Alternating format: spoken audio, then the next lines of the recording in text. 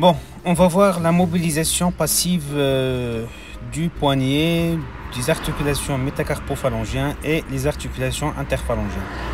Alors je commence par l'extension. Toujours le mouvement de l'extension donc doit être associé avec une légère traction pour ne pas déclencher la douleur et pour éviter les conflits osseux. Alors je fais la même chose pour la flexion palmaire.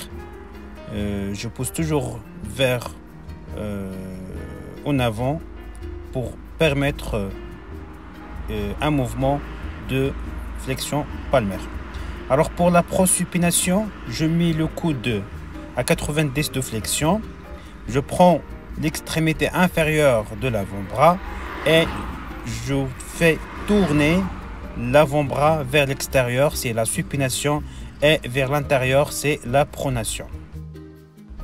Alors pour la mobilisation passive des doigts, alors je fixe la main et je prends les doigts. Je commence par l'articulation métacarpophalangienne. Je prends le phalange proximal et je tire vers l'extension puis vers la flexion. Et toujours le mouvement doit être associé avec une légère traction axiale pour avoir un mouvement plus ample. C'est la même chose pour l'interphalangien proximal. Je prends le phalange, le premier phalange et je tire le deuxième phalange vers la flexion puis vers l'extension. Et c'est la même chose pour le phalange, pour le deuxième phalange et le troisième phalange.